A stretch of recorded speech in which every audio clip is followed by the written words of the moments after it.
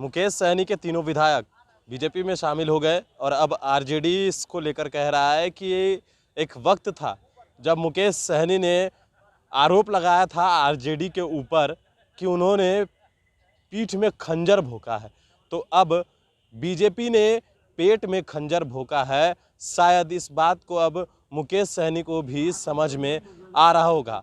भाई वीरेंद्र ने कहा कि भारतीय जनता पार्टी का ये इतिहास रहा है कि पहले वो हमेशा छोटी पार्टियों को ख़त्म करने की बात करते हैं और जिस तरीके से वो बीजेपी में गए थे, देश तोड़ने वाली पार्टियों के साथ वो गए थे और उसका ही अंजाम उनको भुगतने को मिला है।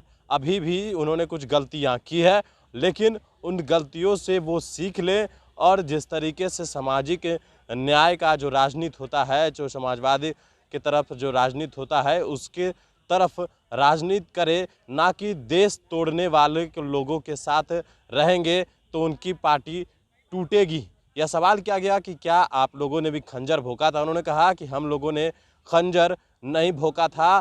अब मुकेश सहनी को समझ में आ रहा होगा कि खंजर किसने भोंका है और किस तरीके से जो मंत्री पद का जो इस्तीफे देने की बात है, तो उन्होंने कहा कि ये मुख्यमंत्री का विशेषाधिकार है कि वो इस्तीफा लेंगे या नहीं लेंगे, ये मुख्यमंत्री का विशेषाधिकार है। लेकिन जिस तरीके से मुकेश सहनी ने मना कर दिया कि हम इस्तीफा नहीं देंगे, और वहीं जेडीयू भी इस बात को कह रही है कि उनको खुद से इस्तीफा दे देना चाहिए। लेकिन इन तमाम चीज़ों के बीच आरजेडी जो है वो मुकेश सहनी को मरहम लगाते हुए नज़र आ रही है, क्योंकि जिस तरीके से मुकेश सहनी के साथ जो घटना घटी है, तीनों विधायक छोड़कर गए हैं, तो एक तरफ से आरजेडी मरहम लगा रही है और इस बात को कह रही है कि मुकेश सहनी ने कुछ गलतियां की है, लेकिन उन गलतियों से मुकेश सहनी को सीखना चाहिए। क्या कुछ कह रहे हैं आरजेडी के मुख्य प्रवक्ता भाई वीरेंद्र, सुनवाते हैं बयान। मार दिया गया, आज क्या कहेंगे मुकेश सहनी के? नहीं, सबसे बड़ी चीज़ है कि बीजेपी वालों ने उनको सिखाया था कि कहो इस तरह का बयान दो कि तेजस्वी यादव ने हमारे पीठ में खंजर मारा। अब बीजेपी वाले ने मुकेश सहनी के पेट में खंजर मारने का काम किया, छुरा भोंकने का काम किया सामने। तब ये सोचना है मुकेश सहनी जी को कि कौन अच्छा है कौन बुरा है। हम लोग किसी को गलत बात नहीं सिखाते हैं। हम कभी भी सामाजिक न्याय और जो हमारे जो गरीब हैं उसकी बात करने वाली पार्टी हमारी है। रात में खेला होगी। देखिए, खेला क्या हुआ है, ये बीजेपी की नियति रही है कि हमेशा छोटे दल को तोड़ने की नियति हमेशा रही है, लोगों को बरगलाने की नियति रही है। इसलिए ऐसा हुआ है। आने दीजिए समय, उनको पता चल जाएगा कि आज हम 75 हैं, वो 77 हो गए अपने आप को कह रहे हैं।